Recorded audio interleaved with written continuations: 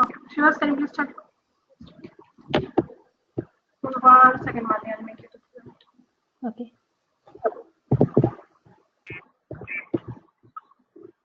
Yeah, you are the presenter.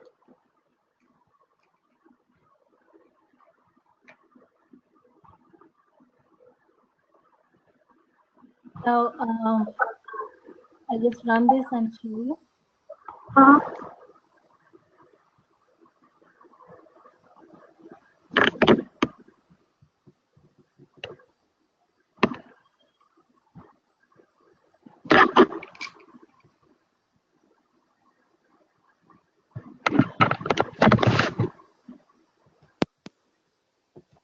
So if it is V1, the checkbox is getting checked.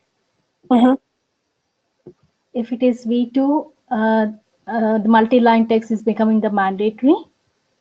And if it is V3, this is an invalid version, the message is being displayed. But here I was not able to use the submit button. I don't know how to do submit in the UI script. I just popped up a message, that's it. Show me what you have written.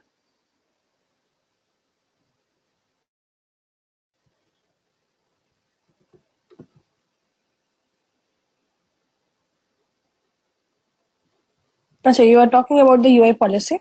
Yeah. In the UI, Okay. you asked to do for the submit also, right? So in UI policy, how to do that, I did not know. I just popped up a message for that. But for the other one, what about the client script? Were you able to do over there? Yeah, I was able to do the client script. But if we deactivate, I did not know how to deactivate the UI scripts. There should be active false there. Can you show me where it is, because I was not able to do that? I'll just I'll show you. Just give me a minute. Let me see others assignment. I'll show it to you. Okay. Okay. You want me to show the client script or? Yeah. Okay. I wanted to show you the client script.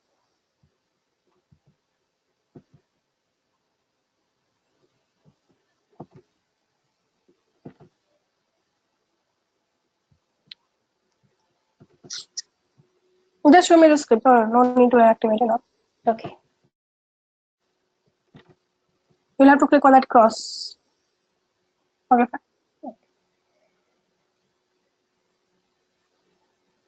This is for on-site. Okay. Okay, perfect. Did you face any difficulty? Was it all good? Yeah, it was all good. And I did this. I did this one too. You asked to check for the display and visible, right? Visible. Yeah. So can you tell me the difference between the two? I wrote. Yeah, when it is when it is display, the hidden if the field is hidden and the field is hidden and the space is used to display the other items, we are not able to see that. But when we are using the visible, there if the field is the space is left blank over there. Correct. That's the difference which I wanted you guys to understand. Perfect. Okay. So far so good. Other than that, I'm good. Yeah. But so did you ask us to do the submit thing also in the UI policy?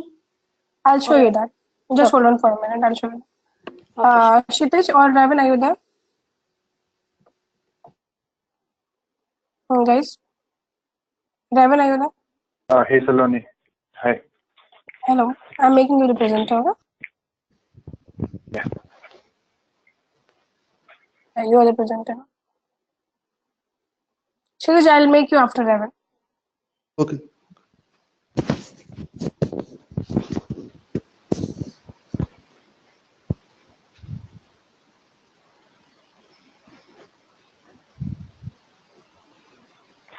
So first, I'll just go through the client scripts. I didn't write any code for set visible or display, but I did look into it.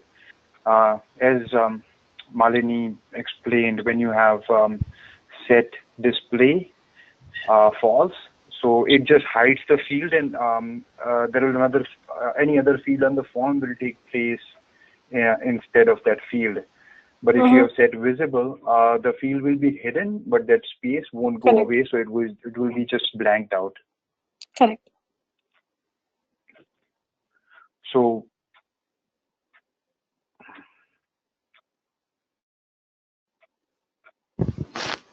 I wrote this query for onSubmit function.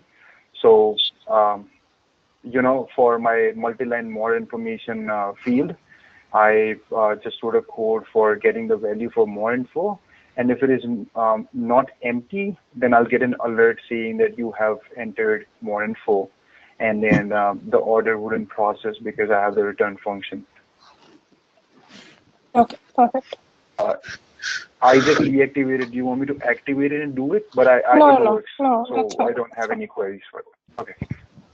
Data UI policies? Yes.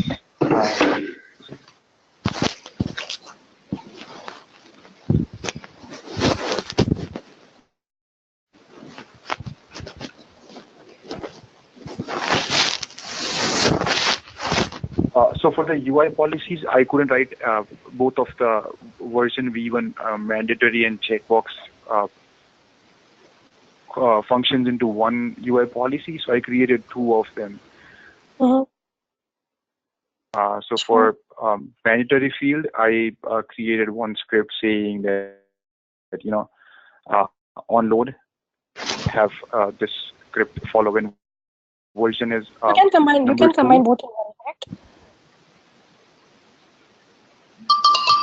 I actually I thought that if I put one condition, then I can have one policy action only for that.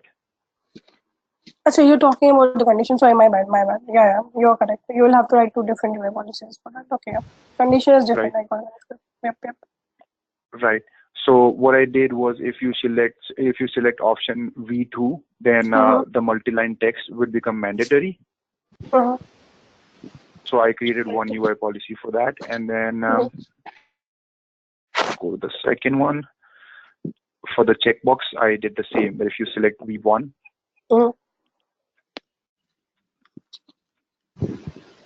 if you select option V1 from the drop down, then policy checkbox will become mandatory. But I didn't, since there is no option for clicking the checkbox, I had to write a script into the on condition function for that condition. For setting the value. For getting the policy checkbox clicked. No, what was the condition? I didn't get you. What do you wanted to achieve? So the condition was that from the drop down, if you select the V1 value, the script will run, and if the value is V1, then policy checkbox will get checked, and if it is not, then it will stay as it is. Then you have done correct only. Then your script is correct. Right? Yeah. Okay.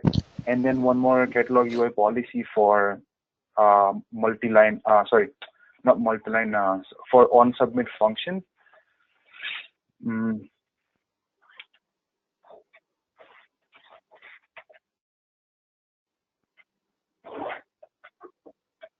So the condition was, if more info field is empty, then alert will be created. You have entered more info. Otherwise, nothing will happen. And I clicked reverse if false, so the form wouldn't process. Okay, can you try this one? Can you deactivate the client script, onSubmit client script, and can you try this?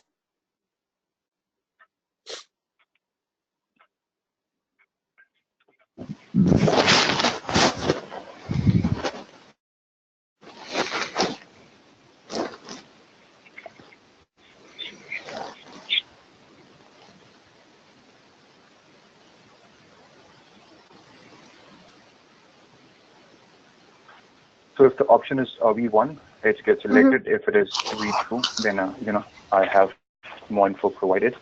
and if I write any kind of code, I mean any kind of information into the multi-line text box, it's processing. Show me the negation of it when it has to stop the submission.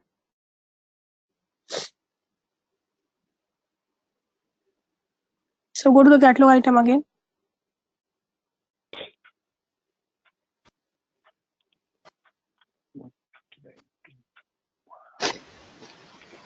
And now make your more info empty and then show it to me. Sorry? This time what you have to do is your more info should be empty at the time of submission. You have written one on submit. No, I want you to show me that testing of on submit. So it's processing right now. The script works and this was working as well. I didn't make any changes. I made a mistake, I guess. Go to that catalog, refresh the page, go there again. Because my UI policy says if more info is empty, then I should have an alert. Go to the catalog item, open the catalog item once. Refresh this page. On the top URL, just refresh the URL. Click on the refresh icon on the top in the URL.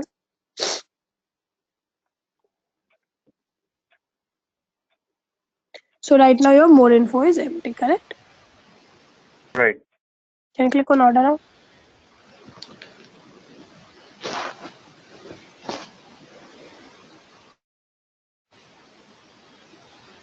So that's process. Correct. So means, see, reverse if false does not mean that. What did I tell you about reverse if false? I told you, go to the UI policy. A policy that applies to the form.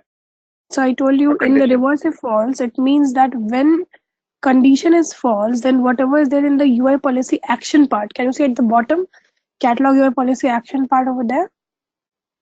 Right. That gets negated, as in whatever is true, that will become false. Whatever is false, that will become true. That's what I meant by reverse if false. Okay. Okay, so this one is not correct. So give me a couple of minutes, I'll talk about this. So we are stuck with on submit, both of you. Let's see what is. Kshitij, are you there? Can I make you the presenter? Yes. Yeah. Can you please share your screen, Kshitij?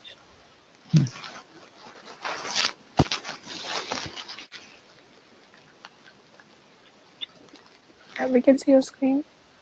You can see it, right? Yeah.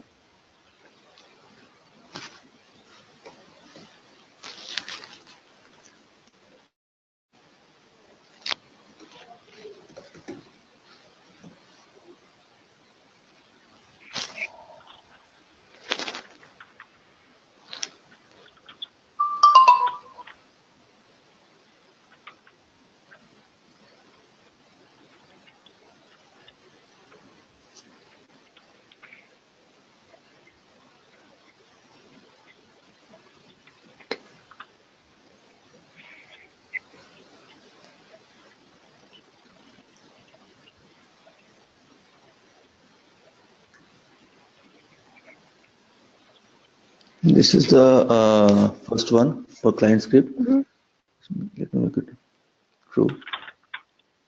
That's okay. Just show me the script again for me. Okay. This is a submission script. Okay, perfect. And can you show me the previous one as well? Yeah.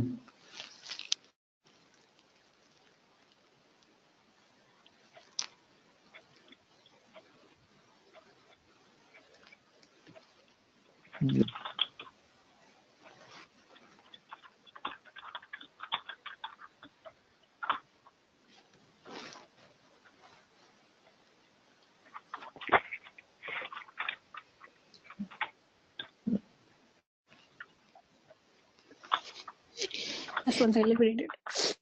Yes. Saloni, I would like to understand about this set display and set visible. I was not able to. I tried putting this code, but I was not getting any output. So I would like Okay, I'll to. show you that. And one more thing I would like to, after showing the UI script, Mhm. if I want to make both client script and UI script active at a single point, who will take the precedence? Will it be client or It will will be it the be UI. It will be the UI policy. UI? I mean, if But writing the same script in both the ways, as in, let's say suppose for the same variable, if I'm configuring both in the UI policy and client script, sometimes it gives you error on the form as in it does not load properly because the system gets confused which one to process first. So maybe okay, your script will not even perform correctly. So that's why on the same variable, there should not be two scripts at any particular point in time. Because okay, the moment you write UI policy, the negation reverse if also starts working and stuff like that. okay, So you should not do like that. okay, fine, okay. Should I show the UI policy also? Yeah. Or okay.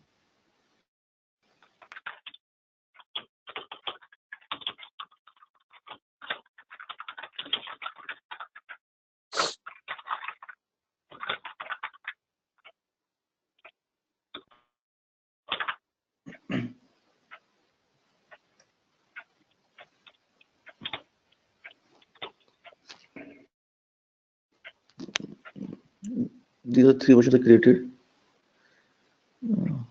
First for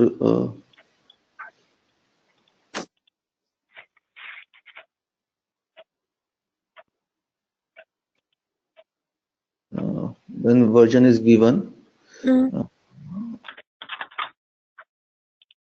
uh, I write the script that load this to true, this policy, Okay. and What you have written in executive false? Open that UI policy. okay.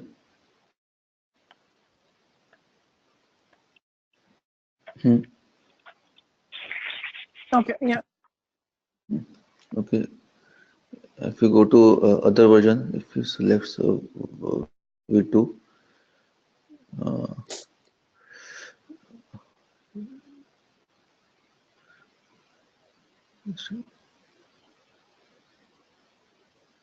if you're selecting V2, I've written that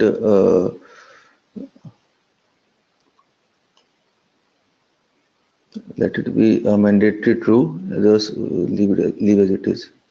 If Mhm. it's V2, and if it is V3, for V3 there is one issue.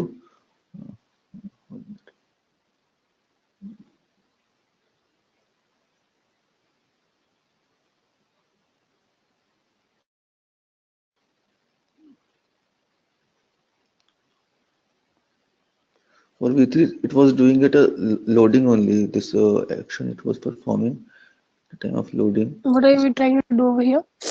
Uh, I write that I write a script that whenever you click on this, I wanted to act when he clicks on add to cart or something like that. But it is whenever I'm clicking on V3, it is loading this on load only. It is creating this functionality. Whenever I'm Can test it. What do you mean by that? Can test it.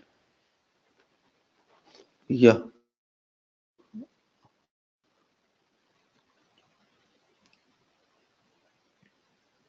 just a minute. Just a-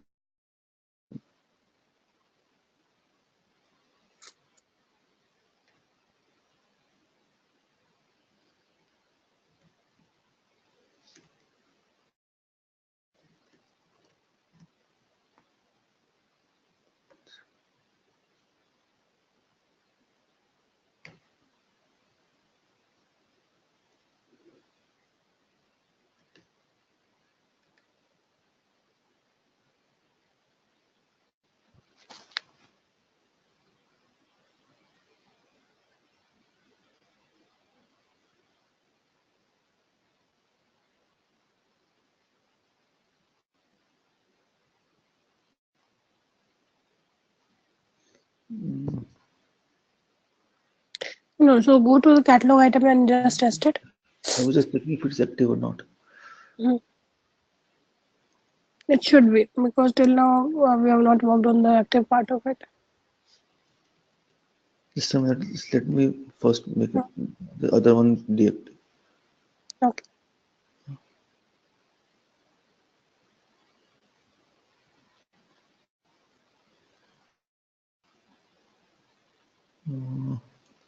This one I have to make deactive.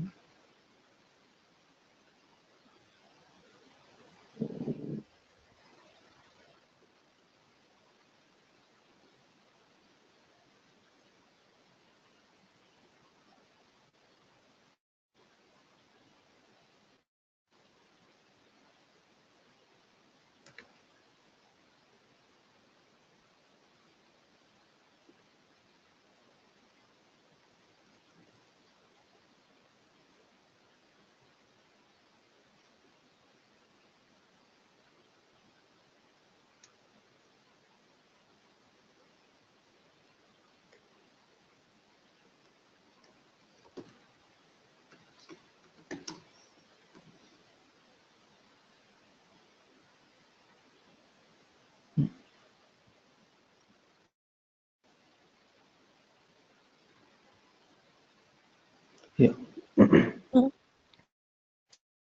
So if I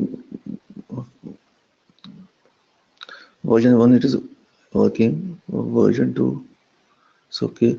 If I go to version 3, there only it is showing instead of going to order now. Now can you click on order now?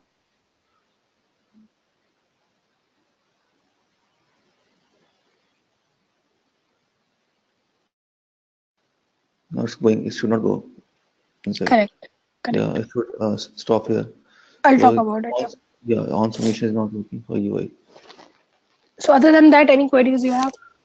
I think Other display and visible you want to understand, correct? yes, Other than that, any other thing? that's all. Okay. So can I take presenter back? Loni, Mm-hmm. I have a quick question. Yeah. So Yes, I sir. made the changes in the script, Mhm. and it's working now. But when I click order now once, Mhm. it works. But then when I click order now again, it processes. Can you Can you guide show me what me to do? what? Yeah. I'll make you presenter. Let's see what it. Yeah.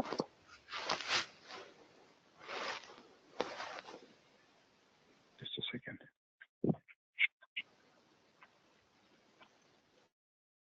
So what I did is, if the text box is not empty, then on condition you'll see an alert, and Mhm. then it will run the return function, right? Can you test it? So yeah.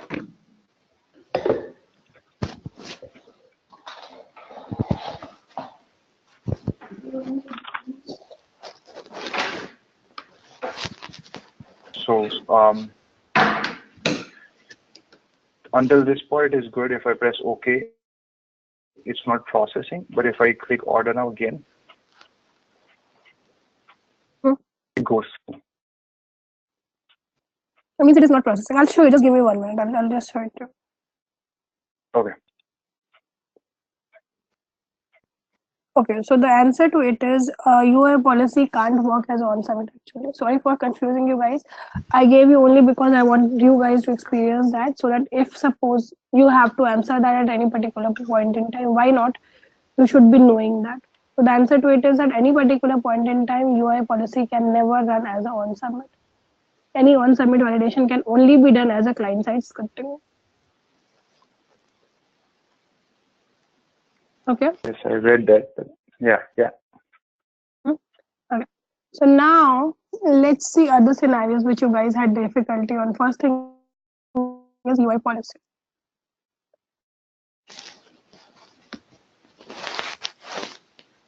Let's see if it has active or not. It has active over here, see.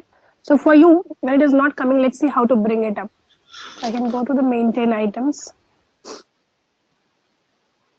Let me go to your catalog. Just try it. Okay. So suppose if active is not over there, click on this gear icon. Over there, in the left hand side, you can search for active and bring it on the right hand side. and then click on OK. Now, whenever you click on gear icon and then when you make the layout change, that change is local for you. That is this gear icon when I'm clicking on, and let's just suppose anything. Let's say I'm over here and clicking on OK. So this change, what I've done is local for me. I'm not impacting others. When will I change the layout for everyone? If I want to change list layout for everyone, I'll have to do a right click, configure list layout. Why is it called list layout? Because in this one over here, it is capable enough of showing you multiple scripts. If suppose multiple scripts are over here, in this case, obviously all the script list will get displayed over there, correct? So for any table, this view is called list view, and when you open a single record, the view is called form view. Does that make sense, guys? Yes, Saloni. Okay. The next thing is that you wanted to know what is the difference between set display and set visible. So let me show you guys all so that you people will be on a better position as we move on. Okay. So let's say I'll go to a client script over here.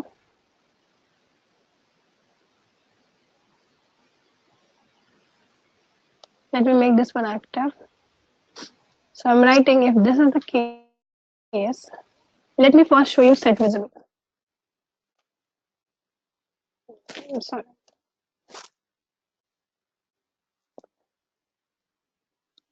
So I've written if it is Malini, then it will be visible. If not, it will be invisible. Correct?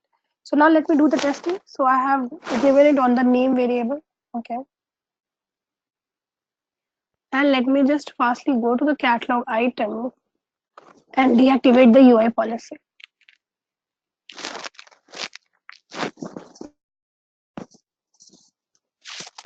Let me try it. Let me make this one as active false.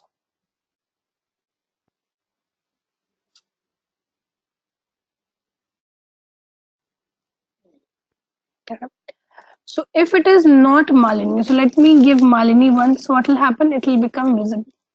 If it is anything other than Malini, you can see the frame is getting okay. Let me create one more variable to make it more clear. Just 1 second. Otherwise, it will not be that much apt. So let me create another variable.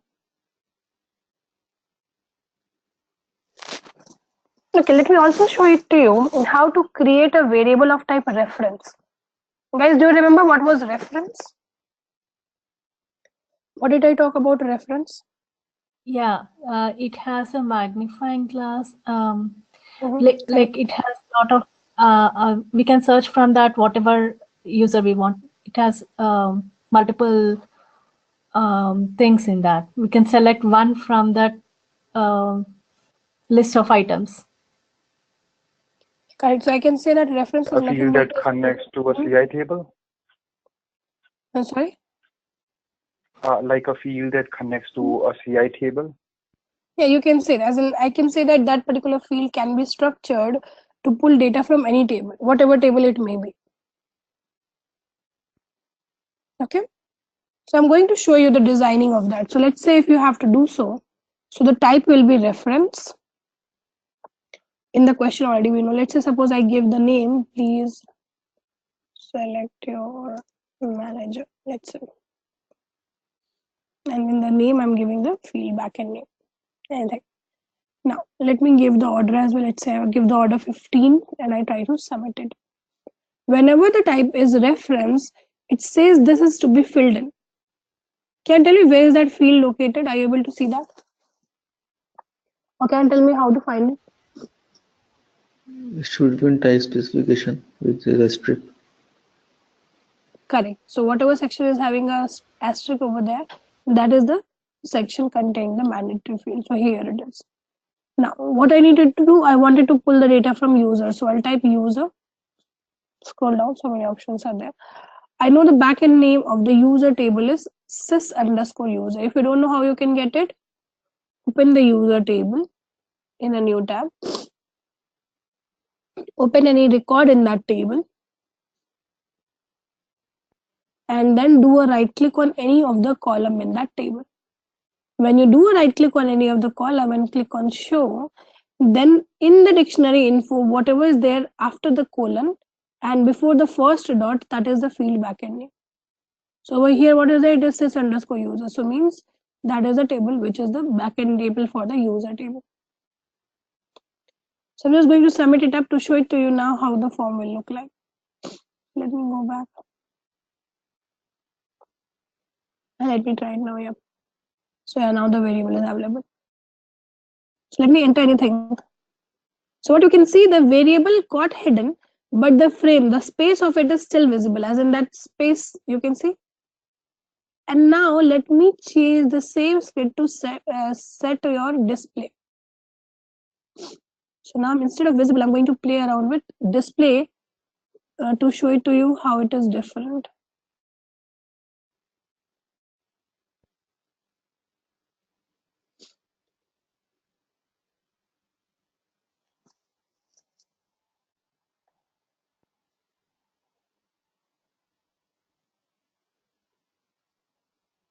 So let me just try it now.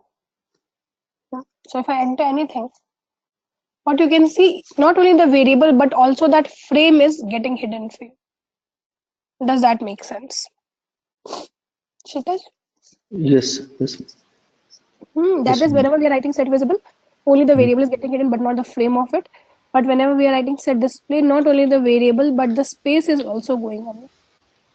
Okay, okay. So that is the difference between the two. Okay. And guys, anyone, any other query? You were Saloni, saying something. yes, can you make me the presenter? I just want to ask one more thing.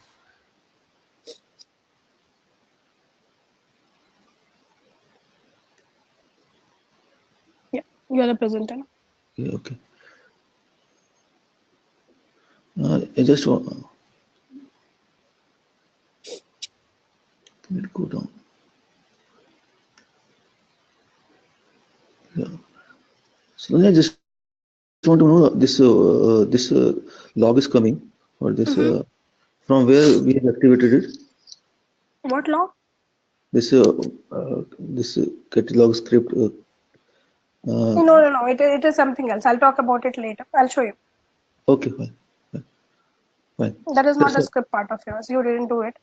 It gets logged on. Actually, I'll just give you an overview, guys. So that is nothing but it is called version, means who changed the script at what time, that gets logged on over there in the version. So it is not what you wrote, it is what system is doing. That system wants to keep a track who modified the script at what point in time. So that's why system is keeping these data over here. These data are called logs. Okay, So that we can understand who modified the data at what point in time. okay, Nothing beyond that. okay, fine. That's all. Okay. That's Okay. Anyone, any other query? Guys, all good? So let's proceed further.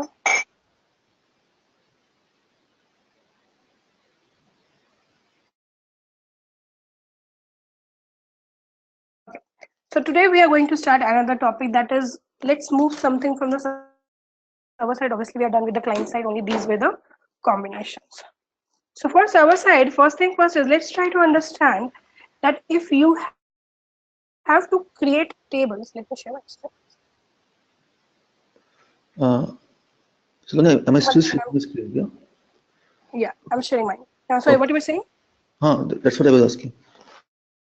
Yeah, actually, I was not able to do that. Okay. So today I'm going to show you the server side of scripting perspective. Before that, we'll be starting with table creation.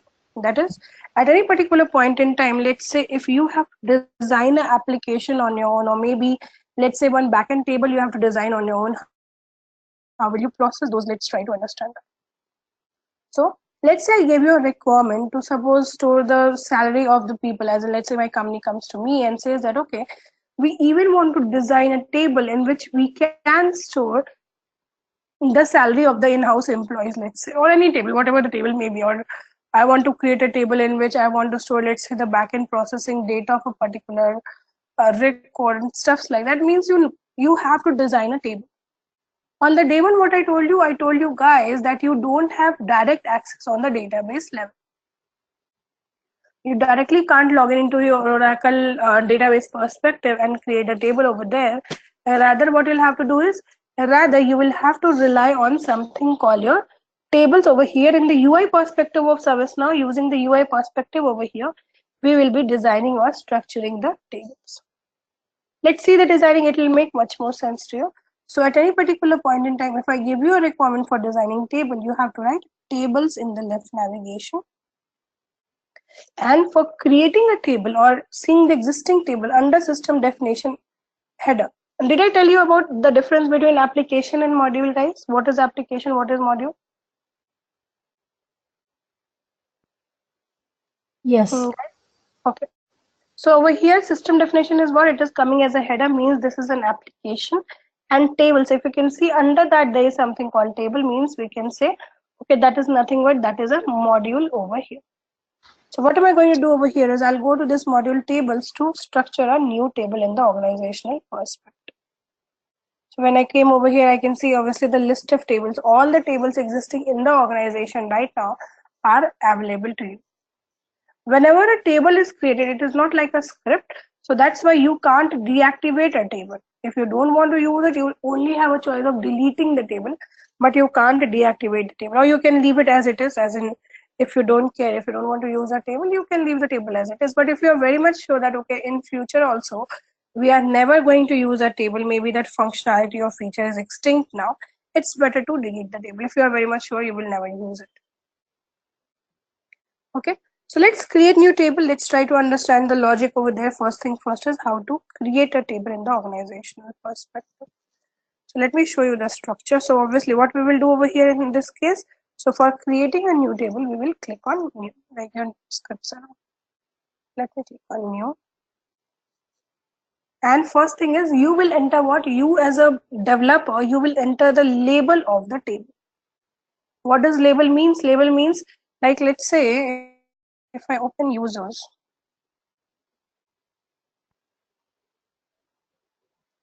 so this is a label of the user table. It says user, but when I showed you the backend name, it was sys underscore user. So sys underscore user is nothing but the backend name of the user table, and user is nothing but it is the label of your table. So that is the difference between label of the table and the name of the table. Label is what gets displayed to the customer, to the end user, and name is the backend name which will be used when you are writing scripts or fetching the data or storing the data and stuff like that from the scripting perspective, from the backend perspective. So let me give any label. Let's say I want to give, I'm appending your name so that I can remember it. Okay, so I've given the name test financial Malini over here. What you can see is the moment I typed in the label, the name is getting auto populated. And how is the name getting populated? It's starting with a U underscore followed by whatever label you gave, that gets converted to the small letters, and also the space gets converted to your underscore. So that's why the label you gave Malini, and because I told you always the U underscore will come in the beginning of it, and followed by what? Followed by the label, whatever you entered over there. Why is U underscore coming over there? Is because ServiceNow says, obviously, if you remember, I told you what I told you. ServiceNow says that it is going to provide you support. Now, let's say suppose at any particular point in time, obviously, if you are writing a script, is ServiceNow responsible for your scripts? Or if you are creating the column, is ServiceNow responsible for those tables? No. ServiceNow says that, okay, whatever table, whatever scripts I have written out of the box, as in I mean ServiceNow over here. So ServiceNow says only the scripts written or configured by ServiceNow, or only the tables written or configured by ServiceNow. ServiceNow is only responsible for fixing issues in that. See, data backup and all it is even doing for your these custom tables which you are creating. But if any issue comes, let's say suppose in this table, whatever script you are writing, it is not working, or in this table, the columns are not working as desired, or table itself is not structured correctly. So correcting those stuff is now in scope of you. But let's say suppose I created a field of type reference, and if the reference behavior is not coming, that is responsibility of ServiceNow, because ServiceNow designed the behavior called reference.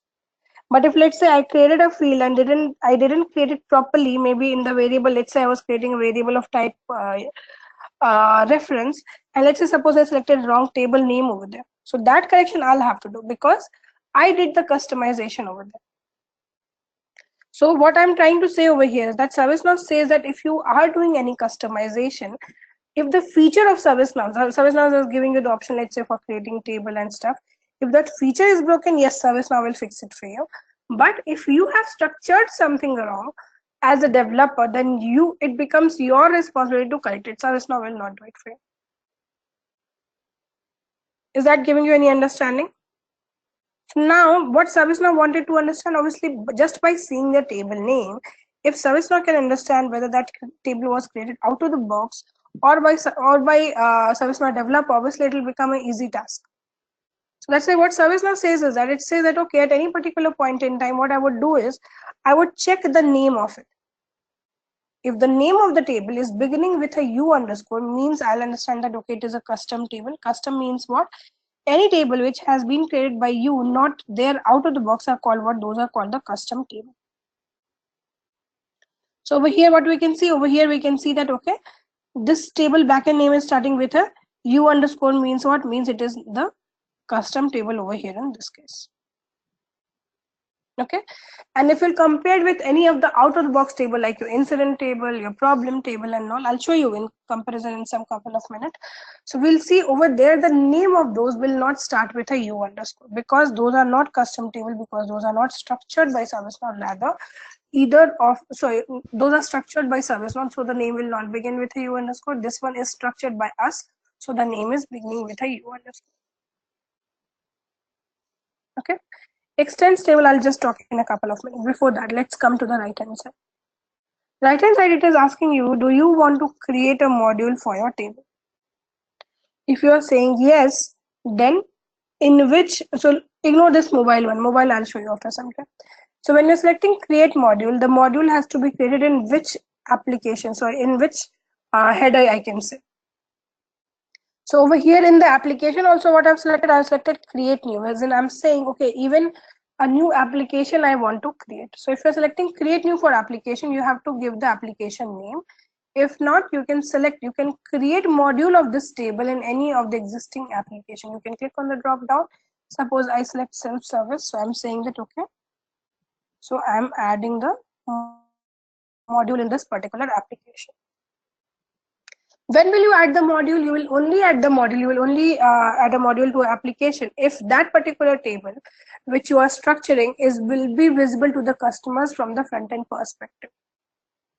Let's say suppose I created a table for the backend data processing, as in let's say if you enter a name ABC, this table will select the data for you, go to that table and see what configurations you have. But at any particular point in time, if I'm sure that, okay, none of the customers, be it a end user or be it your BAs or any customer using the tool, if none of them will have the visibility of viewing data of this table, it is only getting used by the ServiceNow developers, obviously I'll not create a module out of it. I'll only create module out of it if I'm sure, if I know that, okay, that particular module will be used by the customers at any particular point in time. Maybe they'll be viewing the data from the front end perspective. Maybe they need access to create the data over there in that table, delete the data in that table, so on and so forth. Only then obviously it makes sense to create a module. If it is only for the backend processing, no need to create module. Does that make sense? Are we good till here, guys? Yes. Okay. Suppose I don't want to create module, it doesn't matter to me. I'm unchecking this one. Okay. There is the first step called column control and application access. We'll be talking at a much later stage when I'll be talking about access control. So I'll not be talking about that right now. We will be discussing it, but at a later stage. So now let's proceed further. Let's see the next one over here. So the next thing which we need to understand over here is columns. So obviously, if any table is there, in that table, what will be there? In that table, obviously, multiple columns will be there. Multiple fields will be there. So fields are called what? Fields are called column in this particular case. Okay, so what you can see right now, columns are not there. I'm just going to submit the table and then we'll come back to create the column over here. So let me do one thing. Let me click on submit to create the table.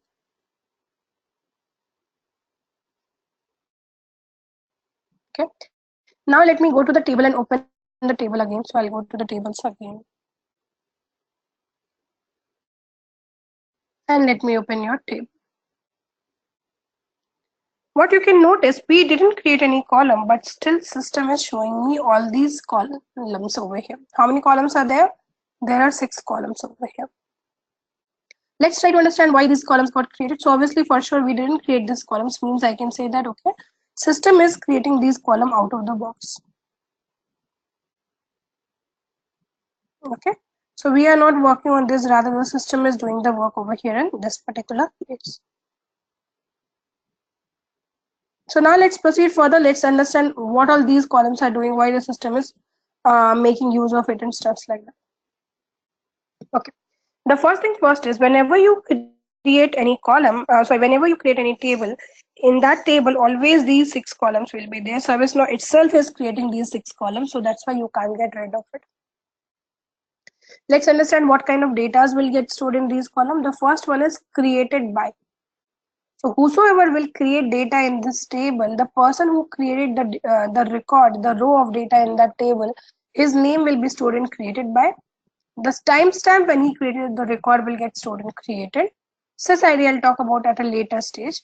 Updates. Before updates, let's come to updated by. The person who last updated the record will be the updated by, and the timestamp when the record was last updated is called the updated. What is updates? Updates shows it to you how many times the record was updated. So let's say if the record was updated 5 times, then the updates will show 5.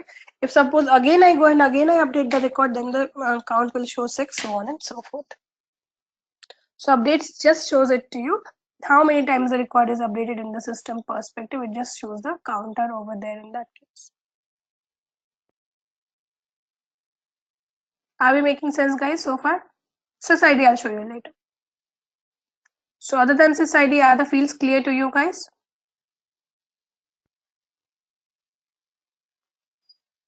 Yes. Yeah. So now another thing to understand is not only the system created these fields out of the box, rather even the data in these fields will be even the data in these fields will be selected by ServiceNow itself. As in, let's say suppose for example, when I click on create new, whatever is the date and time and whatever is the person name, those sit in the relevant field. You as an end user, you can never change it. And if suppose you have the availability to edit the fields, even if you edit the field, system will again restore back whatever was the previous value. So overall, I can say that, okay, we never have an option to change or edit the value in these particular fields perspective. We can never do that.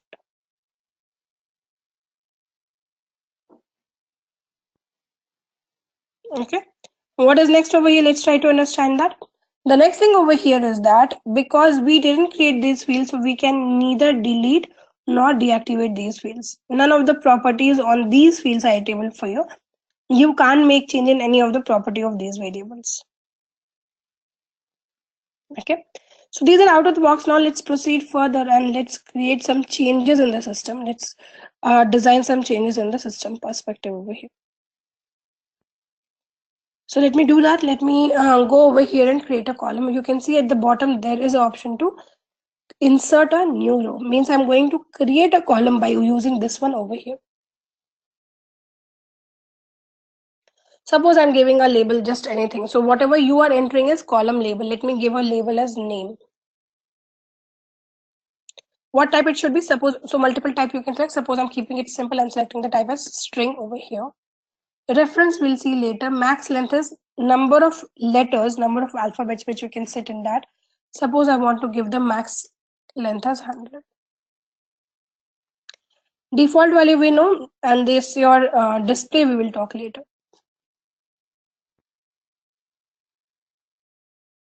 Okay. So are we good so far?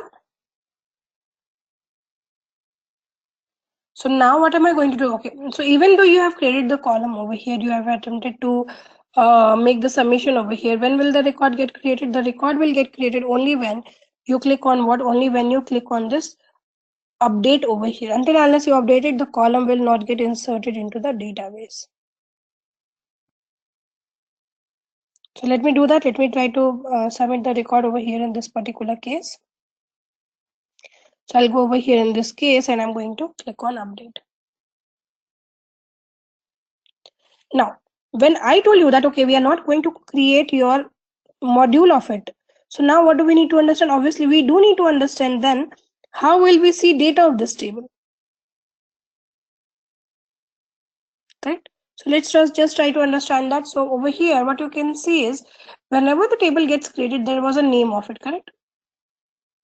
So for viewing the data of that table without going to the backend perspective of it, what you will do is just copy the name of it and type the backend name of it in the left hand navigation and do dot list. When you type small list and press enter, the list of data of that table will be open in the same tab. And if you do control V dot, and this time if you select list capital, every alphabet in list capital and press enter, then system will let you view the data of that table in a new tab. That is the difference between your small list and capital list.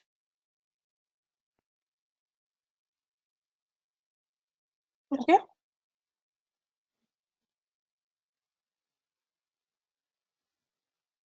So now let's proceed further. Let's see the next structure over here. The next behavior which we need to understand over here in this case is at any particular point in time, let's insert some data. Let's see the overview of it. So I'll click on new and suppose I give any name. Let's say I give Evan and I submit the data. So now once you submit the data, let me try to show you even the values in the created by and stuff. What I told you, when you click on the gear icon and you make the changes of bringing these fields, you are changing it only for you. Till now, I've just inserted the record, correct? I didn't make any update. So what you can see when I didn't make any update, obviously you can notice it what over here, you can notice over here in this case that created by is coming and updated by both are having the same value because I created and I didn't update it yet. Created just when the record was created. Update shows how many times the record was updated. Obviously till now we have not updated the record, so that's why the count is coming as 0 over here in this case.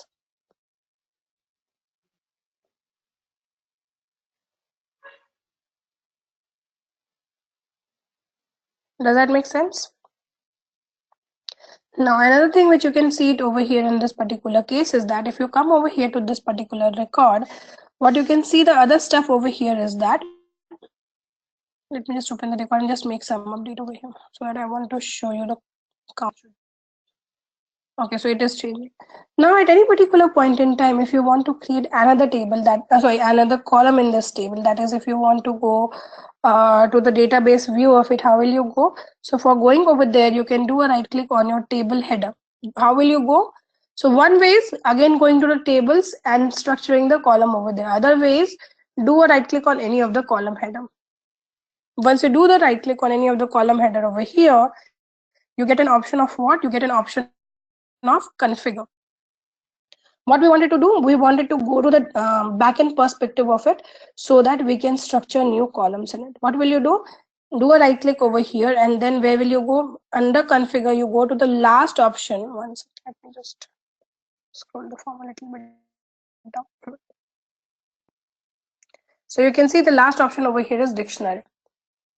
So for going back to the database view of it so that you can structure new columns in it and stuff like that, you will select what? You will select your configure dictionary option over here in this case.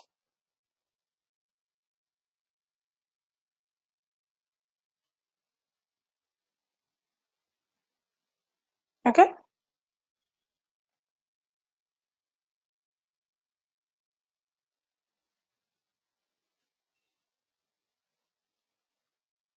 So this is the case over here. Are we all good till here?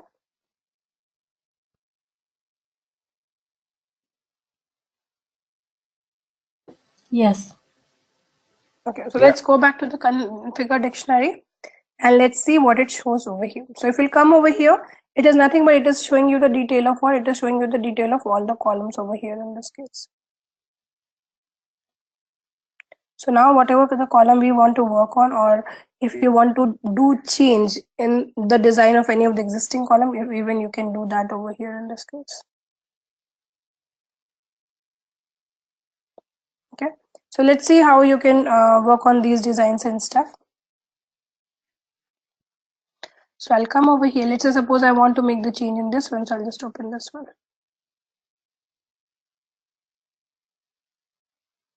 So now what you can see, if I make any changes in this, it is optional, as in you can do the required change. I'll just show you one thing before that. Let's say if I open this particular one, the field which system created it, what you can see over here in this case is, you can notice over here in this case, none of the columns, none of the configurations are editable. Even update button is not there. Means, as I told you, the fields which got created out of the box, you can't make any changes in these kind of fields over here. Does that make sense? Now, going back to the column which we created, let's understand over here. So what you can see over here, not only the column back, not only the table backend name, but also the column which we created, even that backend name is beginning with a U underscore over here. Okay, so what we can see over here in this case, we can see that because we created this column called U underscore name, so that's why it is beginning with a U underscore, because we created this column. Other columns are not having their name beginning with a U underscore because we didn't create that column. Rather, ServiceNow structured that column. You can see another column created over here in the dictionary. Let's see what this column is. So this column's type is collection. So this column, any column in the dictionary entry of a table whose type is collection is storing the table definition. Let's see what does it mean. So if I open this entry, what you will notice over here that it is giving you the option of deleting the table itself. Means I can say this one is storing nothing, but it is storing what? It is storing over here the table definition. So deleting this entry over here will, deleting a field of type collection in a table will delete the table itself because it is storing the table definition at the first place. Does that make sense?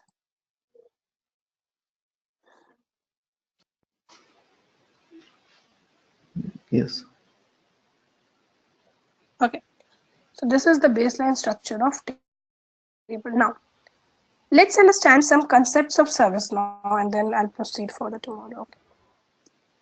In ServiceNow, how ServiceNow has been structured is ServiceNow thought about that, okay, what all are the baseline table if I talk about? We have seen incident, change, and in the service catalog where the record was getting created, it was getting created in the requested item as well as request. Now, if you will open these table, you will see most of the fields in these table are same, like in incident, problem and all. There was a number field, there was short description, state, assignment group, assigned to. All these fields are common in all those tables. So one way of structuring these tables would have been creating fields in each of these tables specifically, as in, let's say system would have gone to this field, created one assigned to field, and this field again assigned to field. Rather than that, ServiceNow thought about, okay, let me make use of a concept called inheritance. So guys, do you know inheritance? If not, I would say just get an overview of what is inheritance. I'll elaborate this concept tomorrow for you. So just read what is inheritance concept and let's catch up tomorrow, resume tomorrow, and then I'll brief you on inheritance and I'll show you the other aspect of table creation tomorrow. So are we all good till here? Anyone, any other query? Yes, Saloni, just one thing. There was one thing left from yesterday's class. You told to mention about this G underscore user. So will you take it in next class? Yeah. Can you, sorry, I missed it.